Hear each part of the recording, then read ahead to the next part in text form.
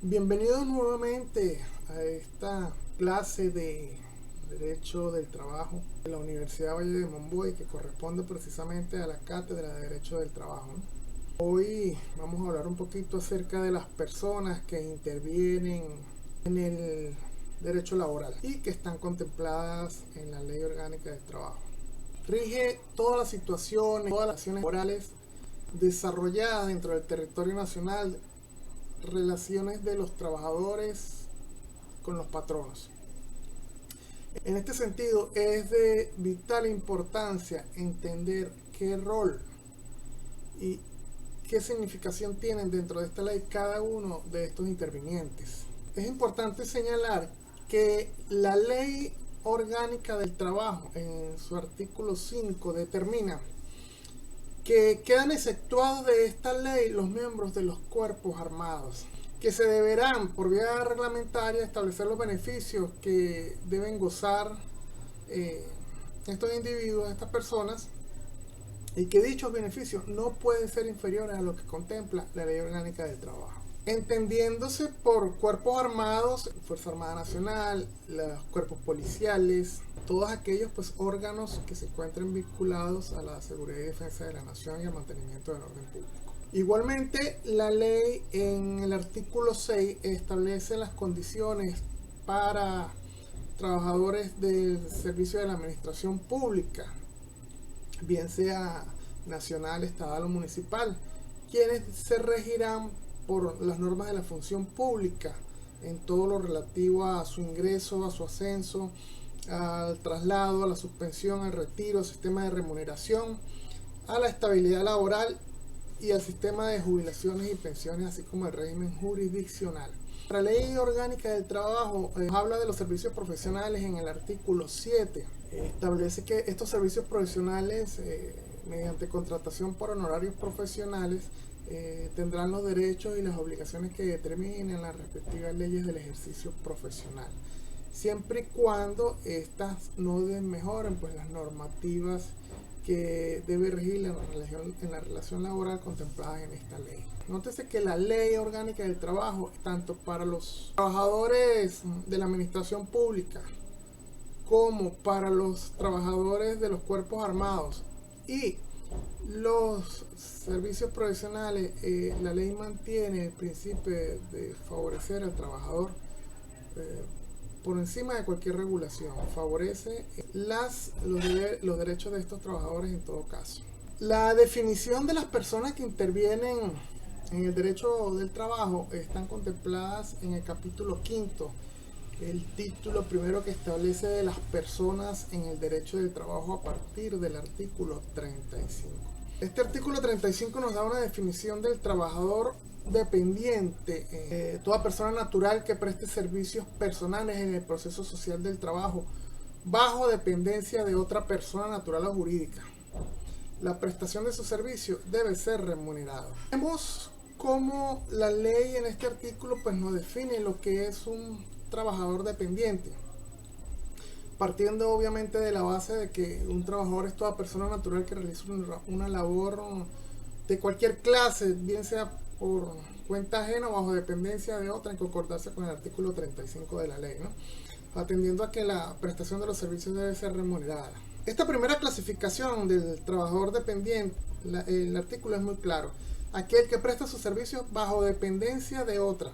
Se aplica esta denominación indistintamente al obrero o al empleado o a la persona que preste un servicio personal por cuenta ajena, lo que quiere decir bajo subordinación o bajo dependencia de las órdenes de un patrono. Recordemos que este es el vértice de la protección legal, o sea, del artículo 34 de la Ley Orgánica del Trabajo, que lo regula. La segunda definición que nos da la Ley del Trabajo acerca de las personas que intervienen en la relación laboral nos la da en el artículo 36, donde nos define el trabajador no dependiente. Es aquel que por cuenta propia, en el ejercicio de la actividad que realiza en el proceso social de trabajo, no depende de un patrono alguno o de patrona alguna. Lógicamente, estos trabajadores están protegidos por la seguridad social. Este trabajador no dependiente es aquel que vive habitualmente de su trabajo sin estar en situación de de dependencia respecto de uno o de varios patronos. Es aquel que labora en beneficio propio, con total autonomía, con sus recursos, con sus medios. Es el caso habitual del taxista, por ejemplo, o del profesional del libre ejercicio, de un administrador, o pequeño empresario, pequeño comerciante que llamamos nosotros. Es el caso del buhonero, del que vende helados, incluso en esta categoría entra hasta las amas de casa que venden heladitos en su casa. Todo aquel que trabaje con sus propios recursos, con sus propios medios y sin estar bajo la tutela de un patrono. Básicamente, estos son los dos tipos principales de personas que se establecen en la Ley Orgánica del Trabajo. El trabajador que depende de un patrono, que está bajo la supervisión, bajo el régimen patronal, y el trabajador independiente. Pero sin embargo, la ley profundiza más en esta relación, puesto que el trabajo independiente tiene una clasificación más íntima, más interna, que necesita ser regulada. E igualmente, el trabajo dependiente, también de acuerdo con la función que realiza el trabajador, también está bajo una regulación especial que vamos a estudiar. Una de estas formas especiales que toma el trabajador dependiente es cuando es un trabajador de dirección. Y esto nos lo define el artículo 37 de la ley, donde la ley establece que se entiende por trabajador de dirección el que interviene en la toma de decisiones u orientaciones de la entidad de trabajo, así como el que tiene el carácter de representante del patrono frente a los trabajadores y frente a terceros. Puede sustituirlo y en todo caso sí puede reemplazarlo en parte de sus funciones. Este trabajador de dirección es aquel que puede tener una cualidad de director o miembro de la junta directiva de una empresa, como personas que sin tener estos cargos de los que le hablé, bien sea de director o miembro de la junta directiva, participan en la toma de decisiones de la empresa, del patrono, y tienen autoridad frente a otros trabajadores, pudiendo sustituir al patrono. Pueden tomar decisiones radicales, decisiones de mando que sean de vital importancia para la empresa. En la práctica diaria, este tipo de trabajador de dirección siempre se encuentra normalmente bajo la autoridad de uno superior a él, de un gerente, un vicepresidente, un director, sin que por ello pierda esa condición de trabajador de dirección. Es ese sistema administrativo piramidal en el cual este trabajador de dirección nunca está en la base de la pirámide. Esas diferencias pues jerárquicas son graduales, como ya les dije, son piramidales, y a menudo pueden presentarse dudas de interpretación. Estas dudas pues en los tribunales han tenido que sentar jurisprudencia en ese sentido. Y en muchos casos pues que el patrono o la empresa se ponía a pagar prestaciones por despido, alegando por ejemplo que es un empleado de alto rango, pues de confianza. Ahora bien, estos trabajadores de dirección han estado presentes en la legislación venezolana pues, en muchas oportunidades. Siguen siendo un debate jurídico, pues determinar la verdadera existencia de este tipo de trabajadores pues siempre representa un trabajo arduo para quien está ejerciendo el derecho, ¿no? Vamos a tratar de determinar un poquito más en este tipo de personas que establece el derecho del trabajo, porque es importante señalar unas categorías y unas normas vigentes en la ley, precisar algunas diferencias que existen con los demás trabajadores en cuanto a estatutos y derechos. Dentro de la categoría de los trabajadores dependientes, la Ley Orgánica del Trabajo establece 3 tipos, que son de los que estamos hablando, los trabajadores de dirección, pero también establece los trabajadores de inspección o de vigilancia. Tal vez por razones de uniformidad, la ley no hace referencia a la categoría de obrero o de empleado, sustituyendo ambas por la denominación genérica de trabajadores. Esta figura de trabajador de dirección implica el estudio de un viejo concepto establecido en anteriores leyes, que es la del trabajador de confianza, el cual fue eliminada en esta ley. El artículo 38 de la Ley Orgánica del Trabajo nos define los trabajadores de inspección. El artículo 37 nos define los trabajadores de dirección. Pero el trabajador de dirección puede tomar decisiones y orientar las políticas de la entidad de trabajo.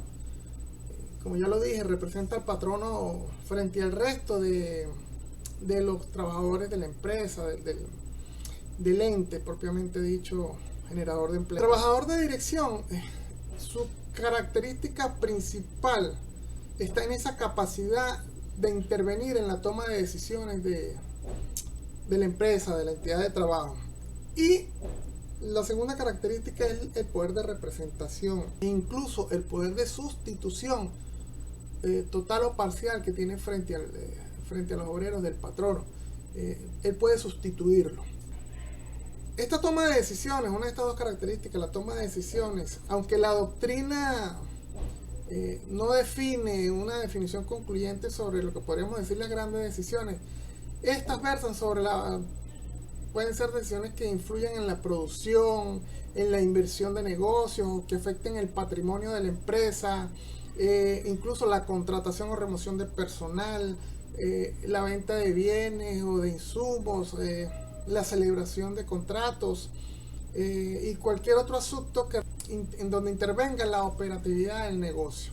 En este sentido, la Sala de Casación Social del TSJ estableció que las grandes decisiones son aquellas que se dan en la planificación de la estrategia de producción. Abro comillas, las grandes decisiones se dan en la planificación de la estrategia de producción, en la selección, contratación, remuneración o movimiento de personal, en la representación de la empresa y en la realización de actos de disposición de su patrimonio. Cierro comillas. Esta es la sentencia 971 del 5 de agosto del año 2011. La Ley Orgánica del Trabajo, en el artículo 41, establece que se considera representante del patrono a toda persona natural que en nombre y por cuenta de éste ejerza funciones jerárquicas de dirección o administración o que lo represente ante terceros. Esta capacidad de trabajador de dirección de sustituir total o parcialmente al patrono tiene una diferencia de su capacidad de representarlo, en el que el trabajador sustituto, él actúa en nombre propio, pero por cuenta e interés del patrono. El trabajador sustituto de dirección siempre va a tomar decisiones a nombre propio, pero van a ejercer consecuencias directas sobre el ente, sobre el patrono. Y ahí radica su capacidad de sustitución que tiene él de la función patronal directa, ¿no? Cuando un trabajador ocupa un cargo de director o ocupa un cargo de gerente, de administrador, implica el despliegue de funciones de dirección o de administración, y en tal sentido y en ese momento se considera el representante del patrono por mandato legal. Para ser un trabajador de dirección se requiere reunir ciertos requisitos para calificar como tal, partiendo de que se presume de que toda relación laboral es de carácter ordinario, salvo prueba en contrario. Es decir, que el trabajador de dirección de naturaleza excepcional y por interpretación restrictiva se requiere alegar y demostrar tal condición para su validez. En este sentido, para que un trabajador califique como de dirección, se debe aplicar el principio de primacía de la realidad sobre las formas o apariencias, en aras de determinar la verdadera naturaleza del cargo y obviamente las funciones ejercidas por el trabajador. En tal sentido, las condiciones del trabajador de dirección, el artículo 39 de la Ley Orgánica establece el principio de primacía de realidad en calificación de cargos en los siguientes términos. Nos habla de que la calificación de un trabajador como de dirección o de inspección dependerá de la naturaleza real de las labores que ejecuta, independientemente de la denominación que haya sido convenida por las partes. El nombre que le pongan no tiene nada que ver. Lo que realmente interesa es la naturaleza de su función. Esta que debe ser unilateralmente hubiese sido establecida por el patrono y que la señalen en los talones de pago o en el contrato de trabajo. Esto cuando genera controversia esta situación, la calificación de un cargo, pues ahí pasa a ser una función que debe realizar ya la Inspectoría del Trabajo o en todo caso la jurisdicción laboral. Me voy a permitir señalar una jurisdicción de la Sala de Casación Social del Tribunal Supremo de Justicia de diciembre del 2012. El caso de Eduardo Galán versus PDVSA Gas. La sala estableció lo siguiente, abro comillas: según la doctrina reiterada de esta sala, para que un trabajador pueda ser calificado de dirección es necesario que cumpla con una cualquiera de estas tres condiciones, a saber, que intervengan en la decisión u orientaciones de la empresa, o que tenga el carácter de representante del patrono ante los trabajadores o terceros, o que pueda sustituir en todo o en parte al patrono. Se cierran las comillas. Fíjense que en torno a la naturaleza del trabajador de dirección resulta muy ilustrativo pues el criterio de esta sala, ¿no? Porque nos dice que no se requiere que estén las tres condiciones presentes, sino con el solo hecho de que esté presente una ya se puede calificar como un trabajador de dirección. La calificación de un trabajador como trabajador de dirección implica unas consecuencias que son fundamentales, ¿no? Para el derecho laboral. Primeramente, pues el trabajador de dirección no goza de estabilidad laboral. Es un trabajador de libre remoción, también de lo que establece la Ley Orgánica del Trabajo. El trabajador de dirección puede ser excluido de los límites establecidos en la Ley Orgánica del Trabajo para la jornada ordinaria del trabajo cuando existan acuerdos paralelos a la ley que no desmejoren esta. Otro efecto que tiene esta calificación es la calidad que tiene el trabajador de dirección de ser excluido del ámbito de la aplicación de la Convención Colectiva del Trabajo. Igualmente, pues el trabajador de dirección no puede ser parte, no puede constituir organizaciones sindicales, y para el ejercicio de ciertos cargos de dirección debe ser de nacionalidad venezolana. Igualmente, pues en el ámbito de la seguridad y de la salud ocupacional, el trabajador de dirección no puede ser electo como delegado de prevención según la LOCIMA. Por el contrario, puede ser designado como representante del patrono. Fíjense cómo el artículo 87 de la Ley Orgánica del Trabajo excluye expresamente a los trabajadores de dirección de la estabilidad laboral. Este artículo reza que los trabajadores y las trabajadoras de dirección no estarán amparados por la estabilidad prevista en esta ley. Sin embargo, pues por otro lado, la inamovilidad laboral establecida por decreto presidencial tampoco aplica a favor de los trabajadores de dirección. Esta inamovilidad laboral en el artículo 5 del decreto establece que quedan exceptuados del presente decreto los trabajadores y trabajadoras que ejerzan cargo de dirección y los trabajadoras de temporada u ocasionales. Entonces, pues considerando que los trabajadores de dirección no gozan de estabilidad ni inamovilidad laboral, el patrono puede dar por terminada la relación de trabajo unilateralmente cuando le estime conveniente a los intereses, pues a sus intereses. Sin embargo, el patrono debe realizar el pago de la indemnización correspondiente cuando la terminación de la relación laboral es ajena a la voluntad del trabajador. Esta ley, la Ley Orgánica del Trabajo, en su artículo 175, en su primer numeral, también establece cómo los trabajadores de dirección no están sometidos a los límites que establece la jornada diaria o semanal del trabajo. Y no es que el legislador no proteja al trabajador de dirección, más bien se refiere a la cantidad de horas que puede prestar servicios, y que el régimen aplicable a ellos es un régimen especial en ocasión pues de las importantes responsabilidades que ellos asumen, ¿no? Y sin embargo, pues la cantidad de horas que trabajadas para un trabajador de dirección no puede exceder de un promedio de 40 horas semanales en un rango de 8 semanas. Igualmente, pues es merecedor y se le debe garantizar que tenga acceso al descanso de 2 días continuos remunerados. Ahora, en relación pues a esta restricción que da la calificación de trabajador de dirección en asuntos de derecho colectivo, la ley orgánica del trabajo, notando que el trabajador de dirección tiene una cualidad de representar directamente al patrono y de incluso sustituirlo frente a terceros, restringe sus derechos pues en materia de derechos colectivos laboral. Esta restricción pretende evitar que el trabajador de dirección influya o intervenga en la organización sindical en defensa de los intereses del trabajador.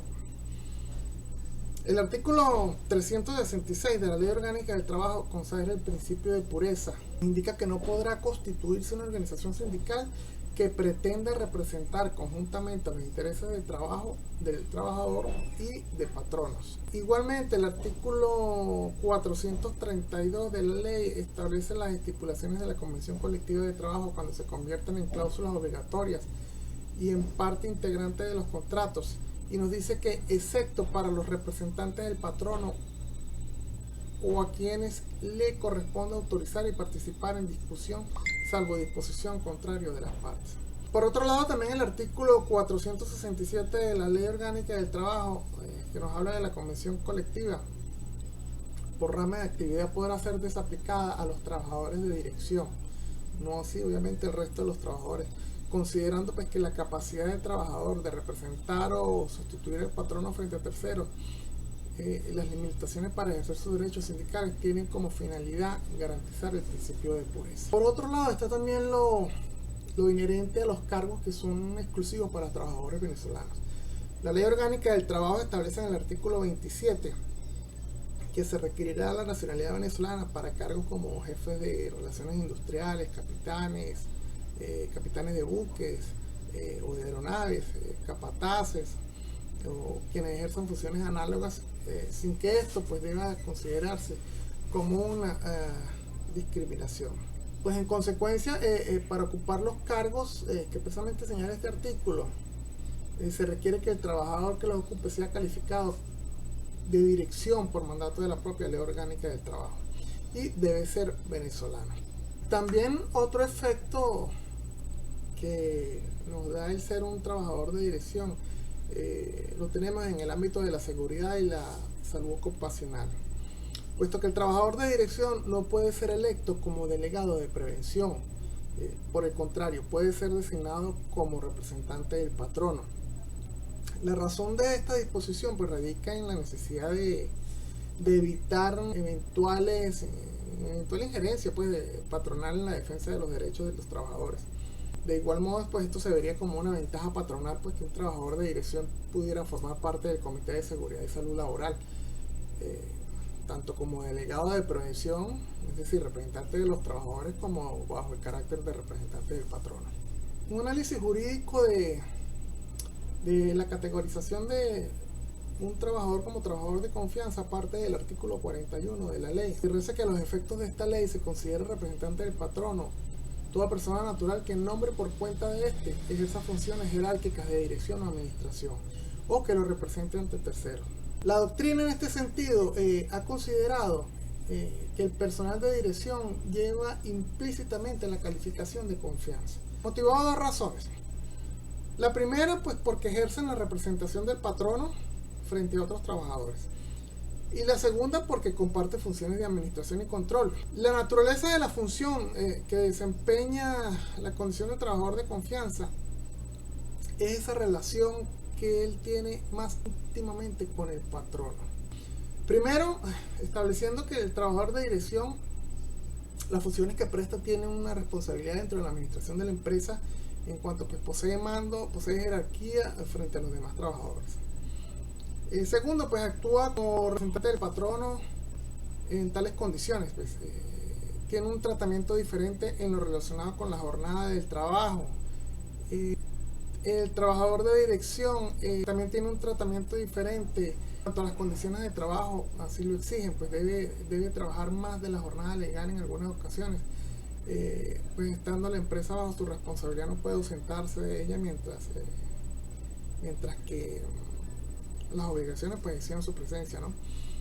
No pueden pertenecer a organizaciones sindicales ni formar parte de juntas directivas. Su naturaleza, su cualidad de trabajador de dirección depende de la naturaleza de las funciones que desempeña, lo que significa pues que esta condición de trabajador de dirección y de confianza no está dada ni siquiera por el contrato en sí, sino por las funciones desempeñadas por el trabajador. Muy bien, continuando ahora con las personas que intervienen en la relación laboral, nos encontramos en el artículo 38 con los trabajadores de inspección y de vigilancia. Esta ley pues define al trabajador de inspección como aquel que está encargado de la revisión del trabajo de otros trabajadores. Tal es el caso de los supervisores, por ejemplo. Mientras que el trabajador de vigilancia es el que se ocupa del cuidado, del resguardo de la seguridad de los bienes, no de personas, de los bienes, puesto que la seguridad de las personas es un puesto aparte, una definición aparte. Una característica relevante de este tipo de trabajadores, tanto de inspección y de vigilancia, es que sus jornadas de trabajo normalmente son diferentes. Esto está establecido en el artículo 175, numeral 2 de la propia ley del trabajo. Ok, ahora vamos a hablar un poquito de la otra parte de la relación laboral. La ley define a esta persona como patrono. Bueno, pues vale decir es la persona, bien sea natural o jurídica, que utiliza los servicios de uno o de varios trabajadores, pues independientemente del número. Por ello, al tener aunque sea un trabajador doméstico, nosotros nos convertimos en patronos como persona natural.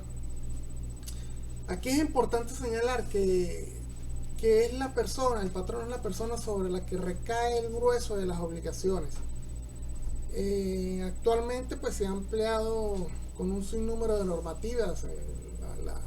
El marco jurídico nacional tiene un sinnúmero de normativas nuevas que se han incorporado, al igual que la normativa de la Ley Orgánica del Trabajo, y tiene una serie de obligaciones, desde la prohibición de asignar horas en exceso, responsabilidades penales por omisión, incumplimiento de la ley, responsabilidades de salud, de salubridad. Bueno, la ley hace una diferencia en lo que respecta al patrono y a la entidad del trabajo. El artículo 45 de la Ley Orgánica del Trabajo establece la definición de entidad de trabajo. Es todo sujeto que tiene trabajadores a su cargo, sea o no una empresa organizada. En la práctica diaria, no siempre el trabajador sabe exactamente para quién trabaja. Puede suceder que una persona le haya ofrecido un empleo y el aspirante no se atrevió a indagar o a preguntar para quién iba a trabajar, quién era la figura del patrono. También existen pues personas emprendedoras que actúan sin formalizar la sociedad o ente que van a fungir de patrono. Por lo tanto, la personalidad del patrono se hace difusa, en este sentido se hace lejana. Esto impide conocer quién es el responsable de lo que suceda, quién va a ser el responsable de lo establecido en la ley, en el cumplimiento de los reglamentos de seguridad, en el cumplimiento del pago de impuestos, de prestaciones laborales, etcétera, etcétera, etcétera. El artículo 45 de la Ley Orgánica del Trabajo establece que para los fines de esta ley se entenderá por entidad de trabajo lo siguiente: la empresa o unidad de producción de bienes o servicios constituida para realizar una actividad económica de cualquier naturaleza, el establecimiento de la unión de medios materiales y de trabajadoras o trabajadores pertenecientes que laboran en un mismo lugar, en una misma tarea, de cualquier naturaleza, y que tienen una dirección técnica común. Toda combinación de factores de la producción sin personalidad jurídica propia ni organización permanente que busca satisfacer necesidades, y toda actividad que envuelva la prestación del trabajo en cualquier modalidad. También la ley en el artículo 41 nos define la persona que es representante del patrono, y se considera a toda persona natural que en nombre por cuenta propia ejerza funciones jerárquicas de dirección o administración, o que lo represente ante terceros o terceras. Ahí entran en esta categorización, por ejemplo, los directores, los gerentes, los administradores, los jefes, capitanes, depositarios, todas aquellas personas que representen al patrono aunque no tengan poder de representación, puesto que obligarán a su representado para todos los fines derivados de la relación de trabajo. La Ley Orgánica del Trabajo en el artículo 43 nos habla de la responsabilidad objetiva que tiene el patrono, y en esta responsabilidad también incurren los que hagan representación de este. En esta responsabilidad pues nos habla de las condiciones de seguridad, de higiene y de ambiente laboral, que debe ser adecuado, la responsabilidad por los accidentes laborales ocurridos mientras esté en horario de trabajo. Nos habla de las enfermedades ocupacionales también como una de las responsabilidades objetivas del patrono. Bien, igualmente el artículo 44 nos habla de la participación en salud y seguridad, de la obligación que tienen los patronos de prestar servicios de salud y seguridad al trabajador. Esta responsabilidad pues consiste en garantizar que los delegados y los delegados de prevención dispongan de facilidades para el cumplimiento de sus funciones, y que los comités de salud y de seguridad laboral cuenten con la participación de todos sus integrantes. Igualmente, la ley consagra en el artículo 46 las responsabilidades y los derechos que los patronos tienen cuando se integran en entidades de trabajo, y es que estas pues serán solidariamente responsables entre sí respecto de las obligaciones laborales contraídas con sus trabajadores. Existe un grupo de entidades de trabajo cuando se encuentran sometidas a una administración o control común o constituyen una unidad económica de carácter permanente con independencia de las diversas personas naturales o jurídicas que integran a su cargo. Esto pues es el caso cuando vemos de las corporaciones, las fusiones, dos empresas que se unen para comercializar, fabricar y comercializar cierto producto, aunque son entes diferentes, compañías con diferente nombre, constituidas de forma diferente, tienen una responsabilidad común ante los trabajadores que desempeñan la actividad principal y objeto de esa fusión. La Ley Orgánica del Trabajo también nos habla de otro sujeto, otra persona que interviene en esta relación laboral, y es la persona del contratista. Todas aquellas personas naturales o jurídicas que mediante un contrato, celebración de un debido contrato, se encargan de ejecutar obras o de prestar algún servicio con sus propios medios, con sus propios elementos, con sus propios recursos, con sus propios trabajadores, bajo su dependencia. Es importante resaltar que el contratista no se considerará intermediario o tercerizador. Este es un término que más adelante vamos a definirlo muy bien. El contratista como figura patronal podríamos decir que es el verdadero empleador. Esa es una de sus características, ser el propietario de los elementos de producción, entiéndase de elementos de producción, maquinaria, herramientas, equipos, incluso el personal también es contratado por él. En consecuencia pues asume la responsabilidad por los compromisos derivados de esa relación laboral.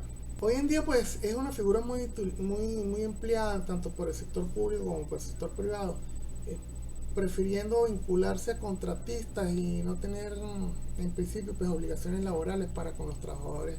Con esta modalidad pues se depuran un poquito las nóminas, ¿no? Y se hace más práctica la contratación en grandes empresas con otras ventajas. Antes de continuar, es importante que analicemos el contenido del artículo 50, que nos habla de la obra inherente y de la obra conexa. Esto pues a los fines, reza el artículo, de establecer la responsabilidad solidaria del ejecutor de la obra o beneficiario del servicio. El artículo define como una obra inherente la obra que participa de la misma naturaleza de la actividad que se dedica el contratante, y nos habla de obra conexa la que está en relación íntima y que se produce con ocasión de ella. Es importante que la responsabilidad del ejecutor de la obra o el beneficiario del servicio se extiende hasta los trabajadores contratados por el subcontratista, aún en el caso de que el contratista no esté autorizado para subcontratar. Los trabajadores referidos gozarán de los mismos beneficios que corresponden a los trabajadores empleados por la obra puesta al servicio. Hay algo muy importante, que es que cuando un contratista que realiza habitualmente una obra o presta un servicio a una entidad de trabajo en un volumen que constituya su mayor fuente de lucro, se presumirá que su actividad es inherente o conexa con la entidad de trabajo que se beneficia de ella. Y aquí esto puede ser determinante en la calificación de un delito de fraude ante la ley del trabajo, porque si se determina que la contratación de obras o servicios inherentes o conexos sirve al propósito de simular una relación laboral, se considerará que estamos bajo lo que se conoce como la tercerización, que está establecida en el artículo 47 de esta ley y vamos a estudiar a continuación. La Ley Orgánica del Trabajo prohíbe de manera muy determinante la tercerización y la define como la simulación o el fraude cometido por el patrono con el propósito de desvirtuar o de desconocer o de obstaculizar la aplicación de la legislación laboral. Esta ley pues otorga a los entes laborales la responsabilidad de investigar las presuntas violaciones y la imposición de sanciones de acuerdo a esta ley. Expresamente, la ley orgánica prohíbe la contratación de servicios a través de terceros que realizan labores permanentes y que lleven a cabo estas labores en las instalaciones del beneficiario. Cuando los servicios están directamente relacionados con los procesos pues, propiamente productivos del beneficiario, y esas operaciones, esos procesos podrían verse afectadas cuando se interrumpan las labores de la persona que está ejerciendo la tercerización. Cuando se interrumpa, mejor dicho, esos servicios. Adicionalmente, pues la ley también prohíbe la contratación de trabajadores a través de intermediarios o de entidades creadas por el beneficiario con el propósito de evitar el cumplimiento de obligaciones de la ley, de obligaciones laborales. Podemos decir que, por lo tanto, ni la intermediación, por ejemplo, la simple provisión de personal, ni el uso de contratos de servicios profesionales están permitidos cuando estos acuerdos se celebren con la intención de disfrazar una relación laboral. Hay que estar muy claro con esto. Un factor que es muy determinante para todas estas prohibiciones es la intención del fraude o la intención de evadir las obligaciones laborales. Ahora, hay unas disposiciones que son claves en la ley con respecto a la tercerización. La primera pues es la responsabilidad solidaria para el beneficiario del servicio y el contratista. Aquí es importante destacar que la contratación del contratista no está prohibida por la ley, siempre que el servicio sea ejecutado usando los propios recursos y el mismo personal del contratista. Sin embargo, pues la ley dispone que el contratista y el beneficiario de los servicios podrán ser considerados solidariamente responsables por todas las obligaciones relacionadas con el empleo, ¿no? Y los servicios sean contratados inherentes o conexos con las actividades del beneficiario. Otra disposición clave es, lo vemos en la facultad de ejecución que tienen las autoridades administrativas. Aquí pues el inspector del trabajo está facultado para iniciar una labor de determinar si una actividad de tercerización o de violación de la ley orgánica del trabajo ha ocurrido. Cuando se determina que una compañía tiene trabajadores tercerizados, la compañía sería responsable por multas y sanciones inclusive penales. Adicionalmente, el inspector del trabajo puede emitir una orden de reenganche para que la compañía absorba o incorpore al trabajador tercerizado en la nómina de la compañía, incluso pues si el trabajador nunca formó parte de la fuerza de trabajo de la empresa, ¿no? El desacato del cumplimiento de una orden de reenganche pues tiene severas condiciones en la legislación venezolana. Y el otro factor pues está el factor que conlleva las multas y las sanciones penales que pueden ser impuestas por el patrono o el empleador que haya cometido el fraude, que mantenga actividades de tercerización. Dentro de los regímenes de la relación de trabajo se encuentran unos sujetos que están en condiciones especiales. Estos regímenes se les conocen como regímenes especiales. El primero de ellos es el que tiene que ver con el niño, niña o adolescente. cuando son trabajadores que por la condición en que están de minoría de edad son protegidos por la ley especial, teniendo su propia regulación en la Ley Orgánica de la Protección del Niño, Niña y Adolescente. Otra modalidad especial que contempla la ley son los trabajadores residenciales, que son aquellos que prestan sus labores en un hogar, en una casa de habitación o en una persona determinada para su servicio personal. Estos trabajadores están contemplados en el artículo 206 de la ley y son los que desempeñan labores como choferes particulares, los camareros, los cocineros, jardineros, las niñeras y otros oficios más o menos de esta misma índole. Esto pues está contemplado en una ley especial para la dignificación de trabajadores y trabajadoras residenciales. También tenemos a los trabajadores a domicilios establecidos o definidos en el 209 de la ley, en el artículo 209 de la ley del trabajo, que son todas aquellas personas que en su habitación con ayuda de miembros de familia o sin ella ejecutan un trabajo remunerado bajo la dependencia de uno o varios patronos, pero sin su vigilancia directa, utilizando materiales e instrumentos propios o suministrados por el patrono o su representante.